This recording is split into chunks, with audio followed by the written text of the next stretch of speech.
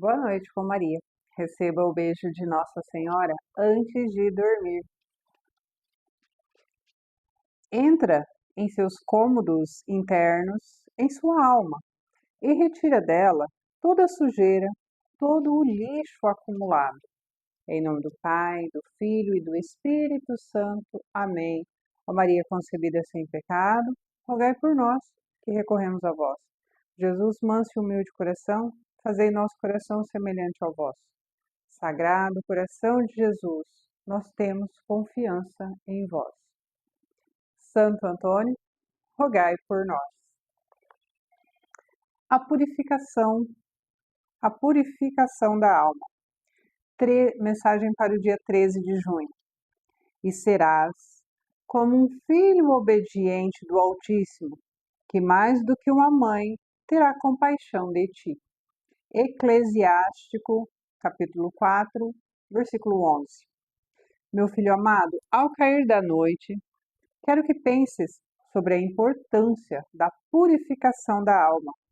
Podes carregar dentro de ti sentimentos de mágoa, raiva ou culpa. Quero que saibas que Deus está sempre disposto a te purificar e limpar teu coração de todo o peso de pecado e da tristeza. A purificação da alma é um processo contínuo que exige arrependimento e o desejo sincero de viver em conformidade com a vontade de Deus. Hoje, te convido a aproximar-se de Deus com um coração contrito e humilde. Pede-lhe a purificação, pede-lhe para purificar tua alma e dar-te um novo começo. Quando te entregas ao seu perdão e graça, a paz invade o teu coração e podes caminhar com liberdade, sendo que Deus sempre te acolhe. Neste momento de descanso, confessa ao Senhor tuas falhas e pede a Ele que te purifique, que sintas a renovação de sua graça e possa caminhar com o coração puro, livre de tudo o que te afasta dele. Palavra-chave de hoje: graça. Talvez a gente não veja com tanta frequência ou não pense a respeito disso, dessas faxinas que nós temos que fazer no nosso coração, assim como nós fazemos na nossa casa. Então, na nossa casa, volta e meia, pode ter ali uma teia de aranha, pode ter um pó em cima do móvel, pode ter quantas coisas que são visíveis, mas precisa que nós prestemos atenção e nos dediquemos a essa limpeza, a esse cuidado. É uma manutenção que nós fazemos, muitas vezes mais voltado para a mulher, para fazer. Não quer dizer que o homem não enxergue, não quer dizer que o homem não possa auxiliar também nessa manutenção, colaborando, não sujando tanto, né, não deixando tantas coisas do lugar. E do mesmo jeito que nós temos esse cuidado com a casa física, onde nós moramos e colocamos a nossa família, nós temos que ter também com o nosso coração. Meu filho, por exemplo, ele tem rinite alérgica, então nós temos que ter determinados cuidados com a higiene do ambiente. E no coração não é diferente.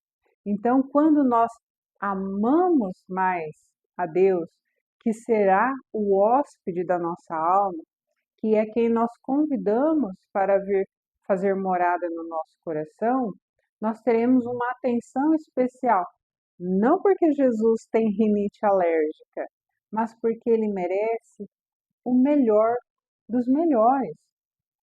Não pensemos que o nosso coração seja como uma oca, um espaço único de um cômodo apenas. Não, não. Já nos lembrava Santa Teresinha ao falar do castelo interior. Não sei se você já viu na TV, sejam em vídeo em filmes ou documentários, os castelos têm numerosos quartos, salas, muitos cômodos. Tem alguns filmes que a gente assiste que até fala, não, a ala tal faz tempo que ninguém vai lá. Muito, muito, muito grande. Muitos cômodos, muitos espaços, porque tem muito a ser colocado ali.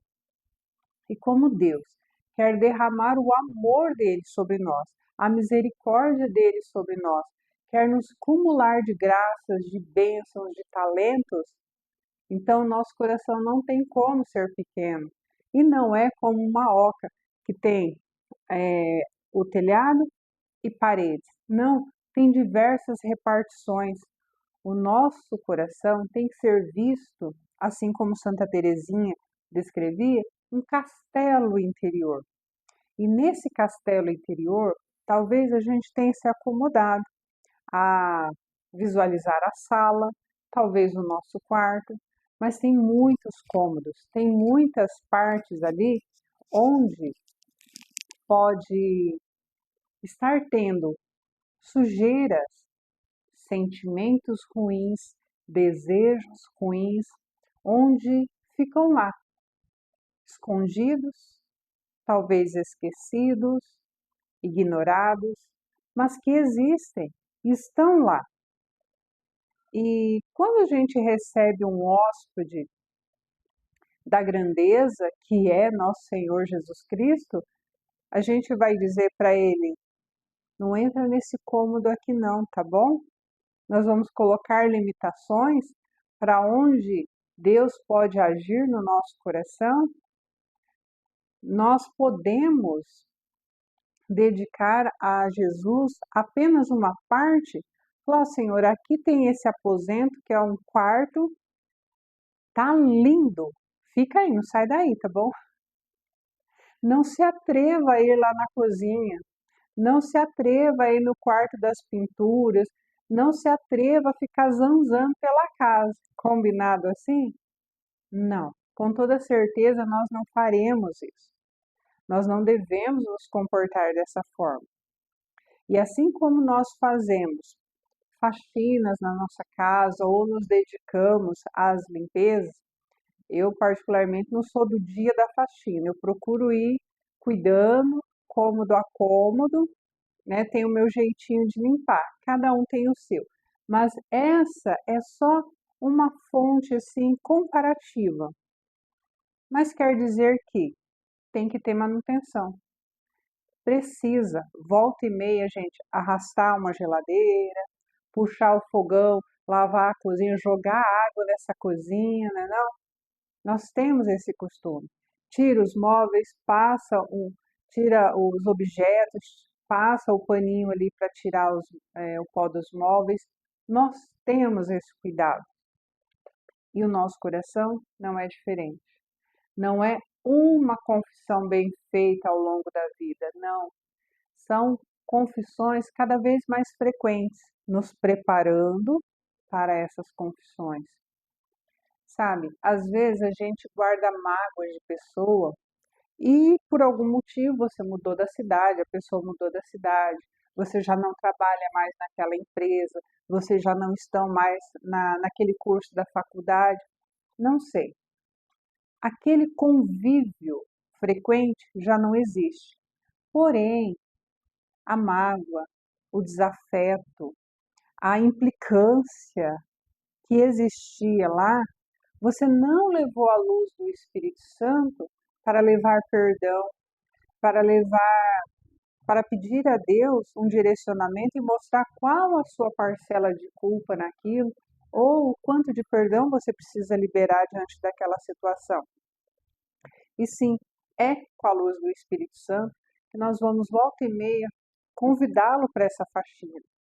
Deus, eu preciso da luz do Espírito Santo para iluminar cada cômodo do meu coração, cada cômodo da minha alma, para que eu verifique se existe a menor poeira, eu quero retirar, eu quero limpar, eu quero deixar o meu coração limpo, arejado e bem cheiroso.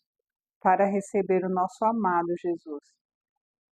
Gente, quando nós temos essa preocupação de vez em quando convidar o Espírito Santo para atuar na nossa vida, iluminando a nossa consciência e verificando aquilo que na minha vida eu preciso mudar. Quanto mais eu fizer isso, menos eu vou fazer com a vida do outro, menos eu vou me importar com o que o outro faz, no sentido de ficar julgando, condenando e fofoqueando, porque sim, a língua coça para fazer fofoca da vida alheia. Mas se eu tiver uma preocupação em ajudar as pessoas e me colocar num processo de conversão e de santificação, então na hora de fazer eu faço ajudando os outros. No outro momento eu rezo. No outro momento, mesmo em meio às minhas orações, em minhas obrigações, eu vou pedindo para que o Espírito Santo ilumine o que é que tem no meu coração que é entulho, que é tralha, que precisa ser tirado, que precisa ser visto à luz do Espírito Santo. Eu não vou conseguir, você não vai conseguir, mas o Espírito Santo nos ilumina e nos mostra o que é que precisa ser tirado, o que é que de ruim nós trazemos no nosso coração. Vou tentar colocar aqui de um modo prático. Ontem, por exemplo, foi o dia da solenidade do Sagrado Coração de Jesus. Tivemos adoração na parte da tarde, Santa Missa à noite. Fato real, o dia de solenidade, um compromisso assumido pelo apostolado da oração de manter a adoração durante a tarde e a Santa Missa à noite. Poucas apóstolas compareceram. Isso é fato.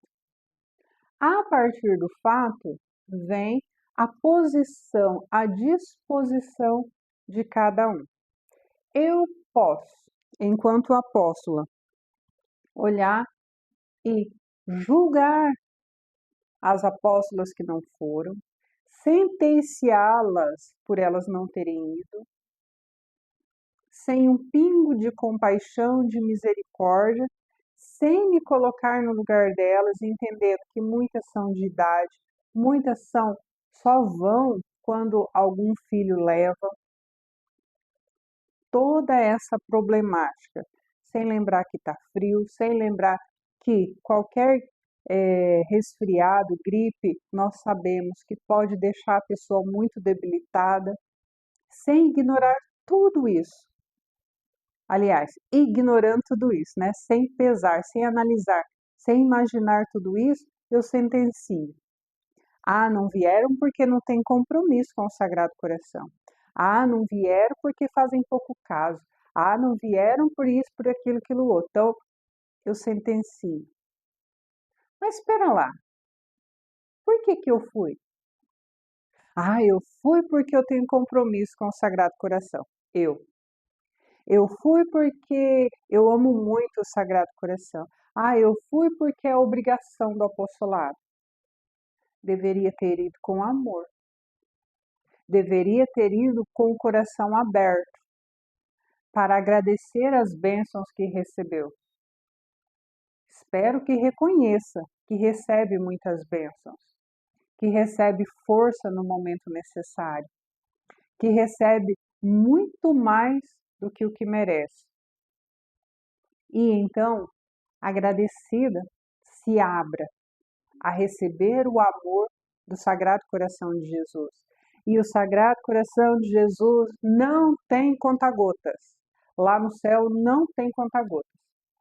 Quando resolve que vai derramar, são torrenciais, são bênçãos abundantes. Abre-se a torneira do reservatório de lá e ó, é bênção que cai, é amor em abundância. Não é só um pouquinho. Só que o que acontece? Eu vou e recebo um pouquinho, fecho, parece que é isso. Que eu recebi um pouquinho, uma gotinha do amor de Jesus. Sabe por que parece que eu recebi só uma gotinha? Porque eu continuo azeda, porque eu continuo olhando e julgando as pessoas à minha volta, porque eu não me deixo encharcar por essa graça, por tantas bênçãos que Ele me dá.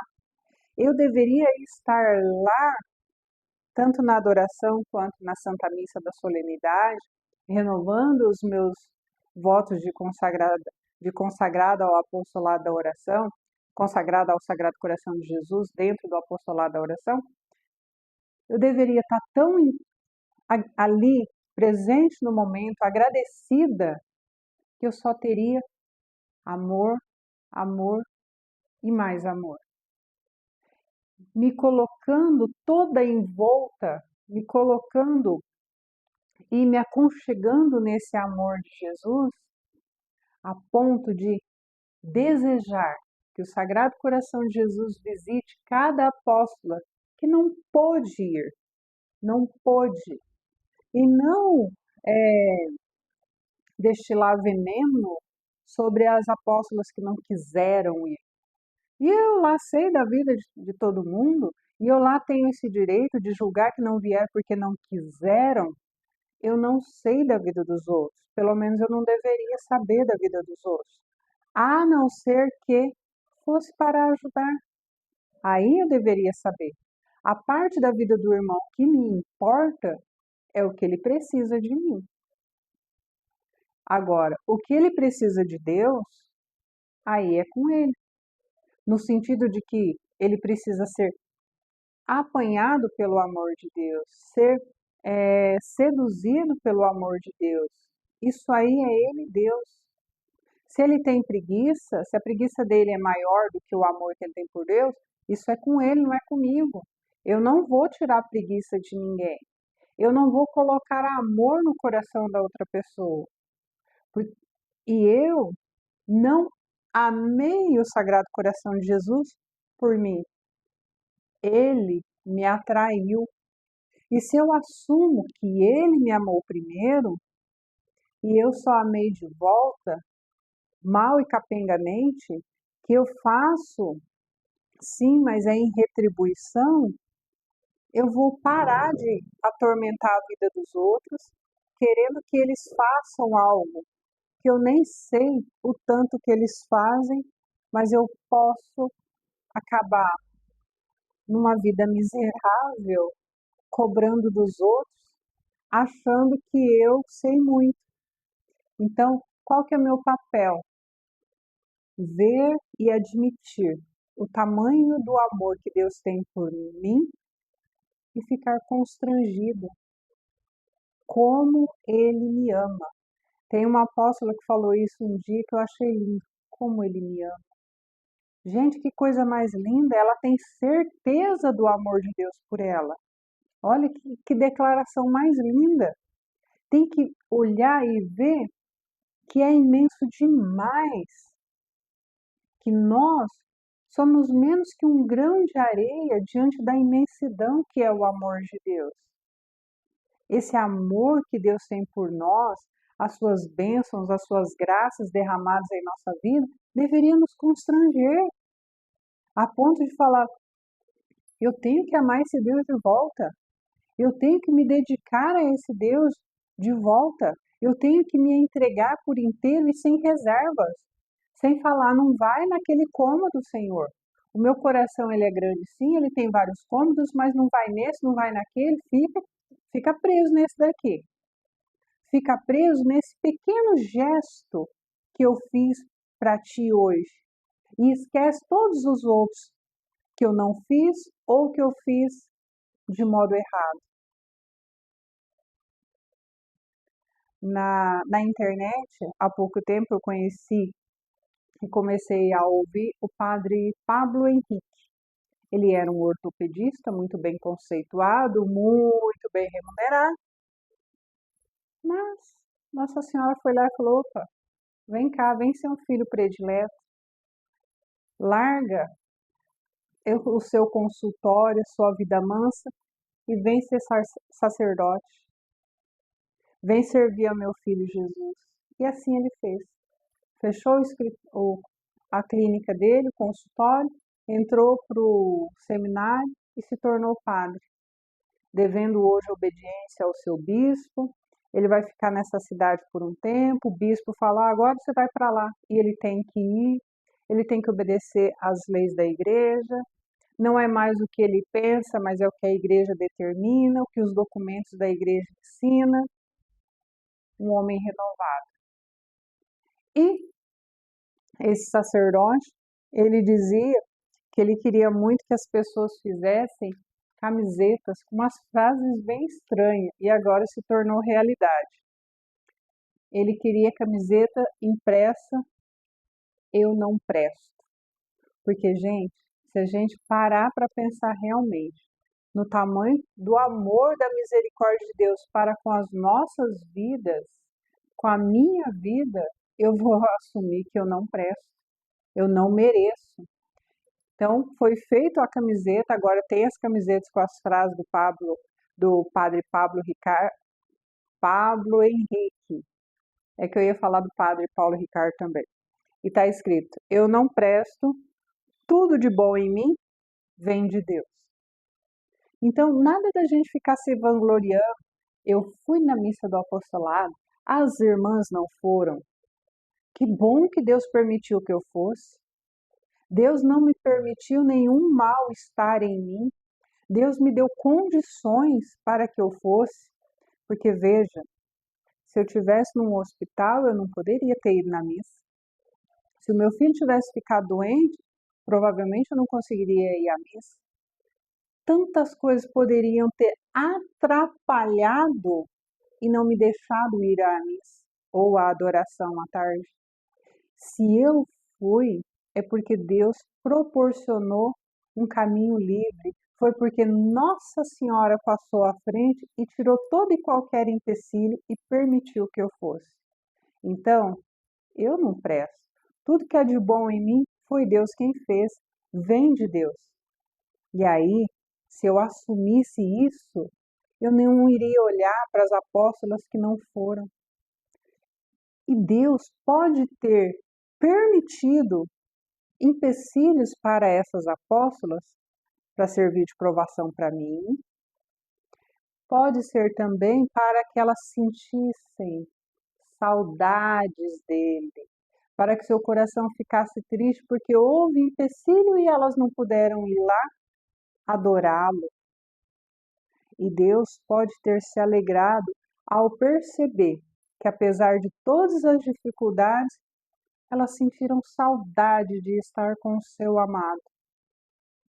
Então, tiremos a nossa auréola de santo, porque santo só depois de canonizado, depois que a igreja revirar a vida da pessoa e ver que não tem nada de errado, depois que existirem milagres comprovados cientificamente, aí a gente ganha um espaço nos altares. Antes disso, tiremos as nossas auréolas, paremos com a confecção do nosso altar, porque a gente ainda não é santo. Morreremos tentando, mas a gente ainda não é, e a soberba e o orgulho não nos permitirá viver a santidade. A palavra-chave de hoje é graça. É com a graça de Deus que eu vou perceber as imundícies que tem no meu coração. É com a graça de Deus que eu consigo caminhar no meu processo de conversão, de busca pela santidade. É pela graça de Deus. É buscando nutrir essa amizade com Deus que eu vou crescendo em santidade, enquanto eu vou crescendo na humildade, enquanto eu me faço menor diante dos outros. Eu não vou buscar um holofote para mim. Olhem, eu fui, eu faço, eu aconteço, eu luto, eu enfrento dragões e dou conta. Por que você não faz? Não, não tem nenhum santo da história que fizesse isso. Jesus já dizia: aprendei de mim, que sou manso e humilde de coração. Então, queiramos a graça de Deus, peçamos que o Espírito Santo venha iluminar nosso coração e mostrar tudo aquilo que está enfeiando o nosso castelo interior, para que com a luz do Espírito Santo a gente vá trabalhando. Primeiro a gente reconhece que precisa, pede uma oração, se abre à ação desse Espírito Santo para ir limpando. E não é faxina de um dia, não. É constantemente. Passei um pano, varri a casa hoje, isso não é faxina, isso não é limpar todo. E o coração da gente não é diferente. De tempos em tempos, rotineiramente, temos que convidar o Espírito Santo para trazer a luz dele dentro desses cômodos que a gente não olha tanto. Vamos buscar, vamos fazer a nossa parte, vamos nos abrir para nos manter na amizade com Deus, na graça. Vamos viver na graça. Palavra-chave: graça. A graça, ela é um dom imerecido. Eu não mereço. Mas Deus me ama mesmo assim. Eu não mereço. Mas Ele me perdoa. Eu não mereço. Mas Ele derrama esse amor sobre a minha miséria. É a misericórdia de Deus sobre mim, sobre você e sobre todos os nossos irmãos. Tenhamos esse olhar para nós, para nos emendarmos. Não olhemos os defeitos dos outros, os pecados dos outros, porque a nossa guerra é com os nossos defeitos. Boa noite, dorme com os anjos. A mãe te ama.